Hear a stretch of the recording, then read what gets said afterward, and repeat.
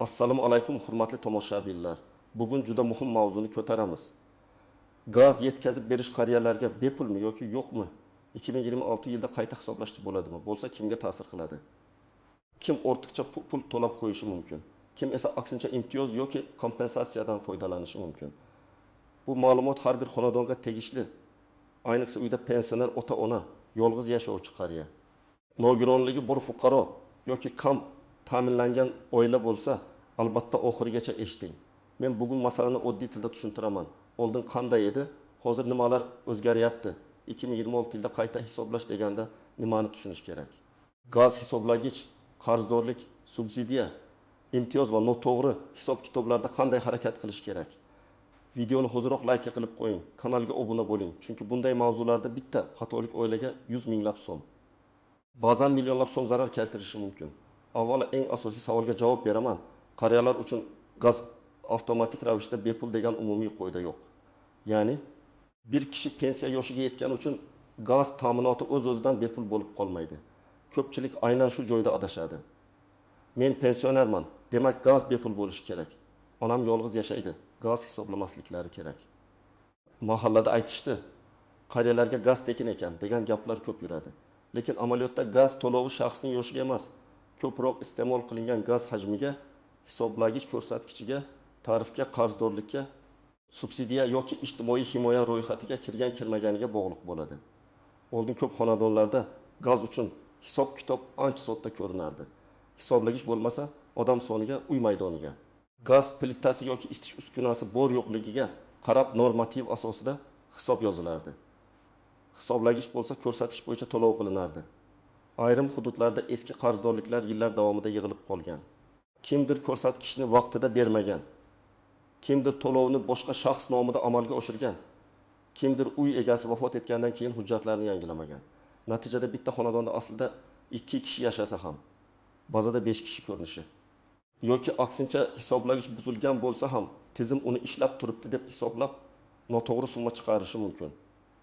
Hozir esa raqamlashtirish kuchaydi. Gaz ta'minoti tashkilotlari abonent bazasini tartibga keltiryapti. Hisoblagich ko'rsatkichlari elektron tizimga kiritilyapti. Qarzdorliklar aniqlanyapti. Ayrim holatlarda eski davr uchun qayta hisoblash masalalari ham ko'tarilmoqda.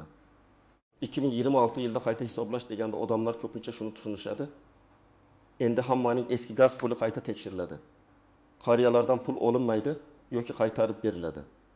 Bu gapni ehtiyotkorlik bilan tushunish kerak. Qayta hisoblash har doim pul qaytariladi degani emas. Ba'zida qayta hisoblash natijasida qarz kamayadi, ba'zida qarz ko'payishi ham mumkin, ba'zida esa hisob-kitob o'zgarishsiz qoladi. Men ekspert sifatida shuni aniq aytaman. Eng xavfli holat odamning o'z hujjatini, hisoblagich ko'rsatkichini va shaxsiy hisob varag'ini tekshirmasdan menga tegmaydi deb yurishidir.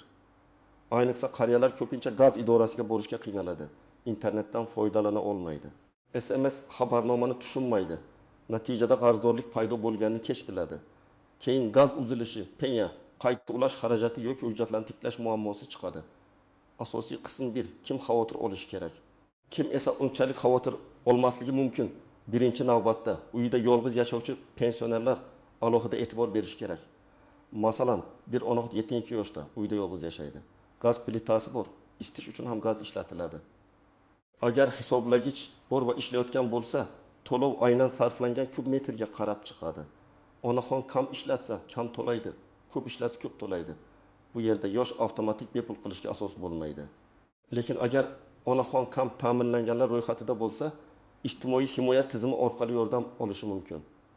Bu gazning mutlaqo bepul bo'lishi emas, balki davlat tomonidan ma'lum turdagi moddiy yordam, kompensatsiya yoki subsidiya ajratilishi bo'lishi mumkin. Ikkinchi toifa pensioner ota-ona farzandlari bilan birga yashaydigan xonadonlar. Bu yerda ko'pchilik katta xato qiladi. Masalan, uyda ota pensioner, ona pensioner, 2 farzand, kelin va 3 nabira yashaydi. Jami 7 kishi. Gaz plitasi har kuni ishlaydi. Qishda isitish ko'p bo'ladi. Bunday xonadonda uyda pensioner bor deb butun gaz bepul bo'lib qolmaydi. Agar imtiyoz bo'lsa ham, u odatda shaxsga yoki oilaning ijtimoiy holatiga bog'liq bo'ladi. Butun katta xonadonning cheksiz gaz iste'molini qoplab bermaydi. Shuning uchun farzandlar dadam pensioner, gazni to'lamasak ham bo'ladi deb o'ylasa, katta qarzdorlik yig'ilishi mumkin. Uchinchi toifa hisoblagichi yo'q, hisoblagichi ishlamayotgan xonadonlar. Mana bu juda muhim. Agar hisoblagich bo'lmasa, gaz normativ bo'yicha hisoblanishi mumkin. Normativ esa ba'zan real iste'moldan yuqori chiqadi. Masalan, qariya uyda deyarli ovqat qilmaydi. Ko'p vaqt farzandlarinikida bo'ladi, lekin ba'zida u doimiy iste'molchi sifatida turadi. Agar hisoblagich bo'lmasa, unga har oy belgilangan norma bo'yicha summa yozilib boraverishi mumkin. Keyin u, men gaz ishlatmadim-ku, nega qarz chiqdi deydi. Tashkilot esa, sizda hisoblagich yo'q, normativ bo'yicha hisoblangan deb javob beradi. Shuning uchun hisoblagich masalasi 2026 yil oldidan eng muhim nuqtalardan biri. 4-toifa eski qarzdorligi bor xonadonlar. Ayrim oilalarda 2019, 2020, 2021 yoki undan oldingi davrlardan qarz qolgan bo'lishi mumkin. Uy egasi vafot etgan, meros rasmiylashtirilmagan, shaxsiy hisob varaq hali ham marhum nomida turibdi. Farzandlar esa to'lovni uyimizniki deb davom ettirgan, lekin qarzdorlikni to'liq tekshirmagan. 2026 yilda bazalar tozalanib, qayta solishtirish bo'lsa, eski qarzlar yana ko'rinishi mumkin. Bu yerda muhim savol tug'iladi: qarz haqiqiymi, hisob-kitob to'g'rimi? O'sha davrda hisoblagich ko'rsatkichi qanday bo'lgan? To'lov kvitansiyalari bormi? Agar hujjatlar bo'lmasa, isbotlash qiyinlashadi. Birinchi misol, 75 yoshli otaxon uyda yolg'iz yashaydi. Oyga o'rtacha 8 kub metr gaz ishlatadi. Tarif shartli ravishda 2 kub metr uchun 1000 so'm deb olsak, oyga 8000 so'm chiqadi. Agar qishda isitish ko'payib 300 kub metr ishlatsa, oyga 300 ming so'm bo'lishi mumkin. Otaxon, men pensionerman deb to'lamasa, bu summa qarz sifatida yig'iladi. 6 oyda 20 million so'mdan oshib ketishi mumkin. Agar u ijtimoiy yordamga haqli bo'lsa, mahallaga murojaat qilib, daromadi, yashash sharoiti, yolg'izligi, sog'lig'i bo'yicha ko'rib chiqilishi kerak. Demak, yechim to'lamaslik emas, rasmiy yordam to'g'ri olish. Ikkinchi misol. Bir xonadonda bu yashaydi, lekin gaz hisob varag'i hali ham 10 yil oldin vafot etgan boboning nomida. Farzandlar har oy pul to'laydi, lekin shaxsiy kabinetni tekshirmaydi. Bir kuni gaz tashkilotidan qarzdorlik haqida xabar keladi. Tekshirsa ma'lum bo'ladiki, bir necha yil oldin hisoblagich ko'rsatkichi noto'g'ri kiritilgan. Keyin tizimda katta farq paydo bo'lgan. Bunday vaziyatda biz qaraymiz deyish yetarli emas. Ariza yozish, oxirgi ko'rsatkichlarni solishtirish, plomballash dalolatnomasini, hisoblagich pasportini, to'lov cheklarini topish kerak bo'ladi. Uchinchi misol, pensioner ayolning uyida hisoblagich bor, lekin 2 yil oldin buzilgan. U buni ahamiyat qilmagan, chunki gaz kelib turgan. Gaz xodimlari kelganda hisoblagich ishlamayotganini aniqlaydi. Shundan keyin iste'mol normativ bo'yicha qayta hisoblanishi mumkin. Agar normativ real iste'moldan yuqori bo'lsa, ayol ko'proq to'lashga majbur bo'lib qoladi. Agar real iste'mol yuqori bo'lgan bo'lsa, aksincha tashkilot qo'shimcha summa yozishi mumkin. Shu sababli hisoblagich buzilsa keyin ko'ramiz deb yurish juda xavfli. 4-misol. Qishda bosim past bo'lgan, gaz yaxshi yonmagan, odamlar isitish uchun elektr yoki ko'mir ishlatgan. Shunda fuqaro gaz kelmadi, nega to'layman deb e'tiroz bildiradi. Bu haqli savol bo'lishi mumkin, lekin uni isbotlash kerak. Agar hisoblagich gaz o'tganini ko'rsatgan bo'lsa, tizim iste'mol bo'lgan deb hisoblaydi. Agar haqiqatan uzilishlar bo'lgan bo'lsa, hududiy gaz ta'minoti korxonasiga jamoaviy yoki yakka tartibda ariza berish uzilish sanalari, past bo'lgan vaqtlar, qo'shnilar guvohligi, mahalla ma'lumotnomasi kabi dalillarni yig'ish kerak bo'ladi. Kim unchalik xavotir olmasligi mumkin.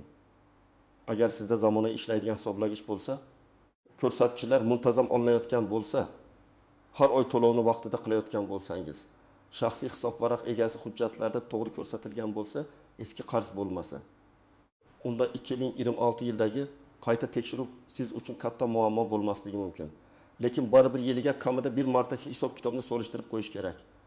Chunki texnik xato, inson omili, noto'g'ri ko'rsatkich kiritilishi har doim bo'lishi mumkin. Endi eng muhim nozik shartlarga o'tamiz.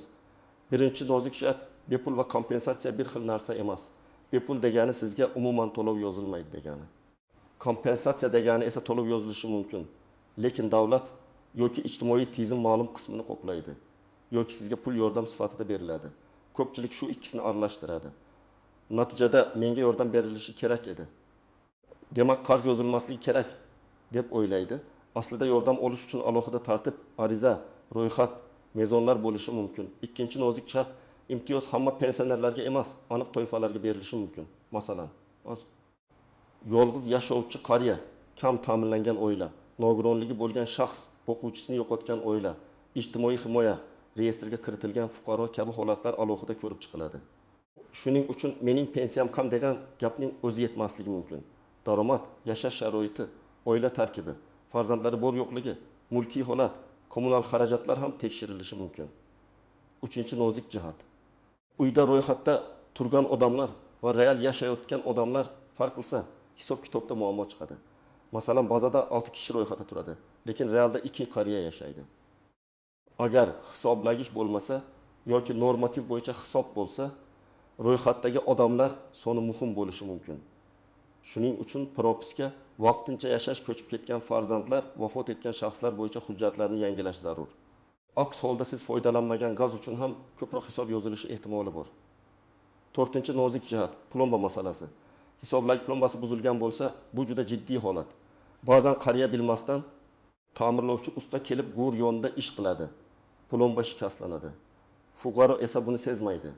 Keyin tekshiruvda plomba buzilgan deyilsa, iste'mol qayta hisoblanishi, hatto jarima yoki katta summa chiqishi mumkin. Shuning uchun hisoblagichdagi plomba, raqam, holat muntazam tekshirilsin. Begona ustaga gaz go'riga tegishga ruxsat bermang. Faqat rasmiy xizmat vakili tegishli dalolatnoma bilan ish qilishi kerak. 5-nozik jihat. To'lovni noto'g'ri hisob varaqqa o'tkazish. Bu ham ko'p uchraydi. Masalan, farzand telefon orqali to'lov qiladi, lekin abonent raqamida bitta raqam xato ketadi. Pul boshqa xonadonga tushadi. Ota-onaning uyida esa qarz yig'ilaveradi. Keyin biz to'laganmiz deyshadi. Ha, to'lagansiz, lekin noto'g'ri joyga. Bunday vaziyatni to'g'rilash mumkin, lekin chek tranzaksiya raqami sana summa bo'lishi kerak. Shuning uchun har bir to'lovdan keyin shaxsiy hisob varaqda qarz kamayganini tekshiring. 6-nozik jihat. Vafot etgan abonent nomidagi hisob varaq. Uy egasi vafot etsa, gaz hisob varag'ini merosxo'r yoki amalda yashayotgan shaxs nomiga o'tkazish kerak. Bu faqat rasmiyatchilik emas. Chunki ariza yozish, qayta hisoblash so'rash, shartnoma tuzish, qarz bo'yicha kelishish uchun hisob egasi yoki qonuniy vakil kerak bo'ladi. Agar hammasi marhum nomida qolsa, oddiy masala ham cho'zilib ketadi. 7-nozik jihat. 2026 yilda tariflar, ijtimoiy norma yoki kompensatsiya tartibi o'zgarishi ehtimoli. Men bu yerda aniq raqamni oldindan kafolatlab aytmayman. Chunki tariflar rasmiy qarorlar bilan belgilanadi. Lekin aholiga shuni tushuntiraman, agar tarif tizimi o'zgarsa. Eng ko'p ta'sir ko'radiganlar bu ko'p gaz ishlatadigan katta uylar, isitish tizimi gazga bog'liq xonadonlar, hisoblagichi yo'q abonentlar va eski qarzdorligi bor oilalardir. Kam iste'mol qiladigan, hisoblagichi joyida bo'lgan, hujjati tartibli pensionerlar esa o'z xarajatini oldindan aniqroq nazorat qila oladi. Endi eng kerakli qism. Siz bugundan boshlab nima qilishingiz kerak? Men buni oddiy qadamlar bilan aytaman. 1-qadam. Shaxsiy hisob varaqni tekshiring. Gaz uchun abonent raqamingizni toping.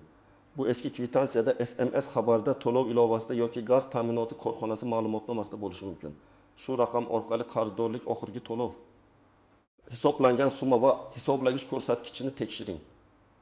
Agar internetdan foydalanmasangiz, farzandingizdan, nabirangizdan yoki ishonchli qo'shningizdan yordam so'rang. Lekin parollarni, bank karta ma'lumotlarini begona odamga bermang. 2-qadam. Hisoblagich holatini suratga oling. Bugungi sana bilan hisoblagich ko'rsatkichini rasmga oling. Plomba ko'rinsin, hisoblagich raqami ko'rinsin, ko'rsatkich aniq bo'lsin. Buni har oy bir marta qiling. Bu oddiy odat keyinchalik katta nizolarda dalil bo'lishi mumkin. Ayniqsa qariyalar uyida farzandlar har kelganda hisoblagichni suratga olib qo'ysa juda foydali. 3-qadam. Eski to'lov cheklarini saqlang. Elektron to'lov qilgan bo'lsangiz, screenshot qiling yoki PDF chekni saqlang. Naqd to'lagan bo'lsangiz, kvitansiyani tashlab yubormang. Kamida 3 yil, yaxshisi bexil saqlang. Chunki qayta hisoblash paytida men to'laganman degan gap emas. Aynan hujjat ish beradi. 4-qadam. Agar uyda pensioner yolg'iz yashasa, mahallaga murojaat qiling. Mahalla fuqarolar yig'inidan ijtimoiy yordam, kompensatsiya, kam ta'minlanganlik mezonlari, ijtimoiy himoya yagona reyestriga kiritish tartibi bo'yicha ma'lumot oling. Kerak bo'ladigan hujjatlar odatda pasport yoki ID karta, pensiya guvohnomasi, oila tarkibi haqida ma'lumot, daromadlar, kommunal to'lovlar, tibbiy hujjatlar. Nogironlik bo'lsa tegishli ma'lumotnoma bo'lishi mumkin. hududga qarab talablar farq qilishi mumkin. Shuning uchun rasmiy ro'yxatni mahalladan yoki ijtimoiy muayyan organidan aniqlang. 5-qadam. Gaz ta'minoti korxonasiga yozma ariza bilan murojaat qiling. Og'zaki gapga ishonib qolmang. Agar sizda noto'g'ri hisoblangan deb shubha bo'lsa, arizada quyidagilarni yozing. Familiya, ism, otasining ismi, manzil, abonent raqami, telefon. Muammo mazmuni, qaysi davr uchun qayta hisoblash so'ralayotgani, sizning dalillaringiz. Masalan, 2024 yil dekabr oyidan 2025 yil mart oyigacha hisoblagich ko'rsatkichlari noto'g'ri kiritilgan deb hisoblayman. Qayta solishtirishni va yozma javob berishni so'rayman. Arizani 2 nusxada bering. Bir nusxasiga qabul qilingan sana va raqam qo'ydiring. Agar elektron murojaat qilsangiz, murojaat raqamini saqlang. 6-qadam. Hisoblagichni tekshirtirishni talab qiling. Agar hisoblagich tez aylanyapti, ko'rsatkich g'alati o'syapti, gaz ishlatmasangiz ham raqam yurayotgandek tuyulsa, rasmiy tekshiruv so'rang. O'zingizcha yechmang, plombani buzmang. Ustani yashincha chaqirmang. Rasmiy dalolatnoma bo'lmasa, keyin siz aybdor bo'lib qolishingiz mumkin. 7-qadam uy hujjatlarini tartibga keltiring. Agar abonent marhum nomida bo'lsa, meros hujjatlari, kadastr, mulk huquqi, yashovchilar haqida ma'lumotlarni tekshiring. Gaz shartnomasini amaldagi egasi yoki qonuniy foydalanuvchi nomiga rasmiylashtirish kerak bo'lishi mumkin. Bu qiyin tuyuladi, lekin bugun qilmasangiz, ertaga gazni qayta ulash. Qarzni bo'lib to'lash yoki imtiyoz olishda muammo bo'ladi. 8-qadam. Qarz chiqsa, darhol bo'lib to'lash imkoniyatini so'rang. Ba'zi odamlar katta qarzni ko'rib qo'rqadi va umuman murojaat qilmay qo'yadi. Bu noto'g'ri. Agar qarz haqiqiy bo'lsa, uni bosqichma-bosqich to'lash bo'yicha kelishuv imkoniyati bor yo'qligini so'rang. Agar qarz noto'g'ri bo'lsa, dalil bilan qayta hisoblashni talab qiling. Eng yomoni jim turish. 9-qadam. Rasmiy manbalardan tekshiring. Mahalladagi gap, Telegramdagi noma'lum xabar bir tanishim aytdi degan ma'lumotga suyanmang. Hududiy gaz ta'minoti korxonasi, Yagona interaktiv davlat xizmatlari portali, mahalla ijtimoiy himoya bo'limi. Rasmiy kol markazlar orqali aniqlang. Chunki aynan kommunal to'lovlar mavzusida firibgarlar ham ko'payadi. Qariyalarga gazni bepul qilib beramiz, hujjat tayyorlab beramiz, oldindan pul bering desa ehtiyot bo'ling. 10-qadam. Farzandlar ota-onasining kommunal holatini nazorat qilsin. Men farzandlarga alohida murojaat qilaman. Ota-onangiz pensioner bo'lsa, ularning gaz, elektr, suv qarzlarini kimda oyga bir marta tekshiring. Ular sizga aytmasligi mumkin. Chunki uyaladi yoki tushunmaydi. Lekin gaz uzilib qolsa, qishda eng ko'p qiynaladigan ham o'sha qariyalar bo'ladi. Bir marta tekshirish 5 daqiqa vaqt oladi, lekin katta muammoning oldini oladi. Demak, asosiy xulosa shuki, qariyalarga gaz avtomatik bepul degan umumiy qoida yo'q. Pensionerlikning o'zi to'lovdan ozod qilmaydi. Lekin ayrim ijtimoiy toifadagi fuqarolar yordam, kompensatsiya yoki imtiyoz olish imkoniyatiga ega bo'lishi mumkin. 2026 yilda qayta hisoblash masalasi esa hujjatlari tartibsiz, hisoblagichi muammoli, eski qarzi bor yoki ijtimoiy holatini rasmiylashtirmagan oilalar uchun ayniqsa muhim. Bugun eng to'g'ri ish, abonent raqamini tekshiring. Qarzdorlikni solishtiring, hisoblagichni suratga oling, to'lov cheklarini saqlang, zarur bo'lsa mahalla va gaz ta'minoti tashkilotiga yozma murojaat qiling. Agar uyda yolg'iz qariya bo'lsa, uni bu masalada yolg'iz qoldirmang. Sizning hududingizda gaz bo'yicha qayta hisoblash, qarzdorlik yoki pensionerlar imtiyozi bilan bog'liq muammo bo'lganmi? Izohlarda yozib qoldiring, boshqalarga ham foydasi tegadi. Video foydali bo'lgan bo'lsa, like bosing, kanalga obuna bo'ling va yaqinlaringizga yuboring. Chunki bu ma'lumot ayniqsa qariyalarimizni ortiqcha qarz, noto'g'ri hisob-kitob va asabiy yugur-yugurlardan asrab qolishi mumkin.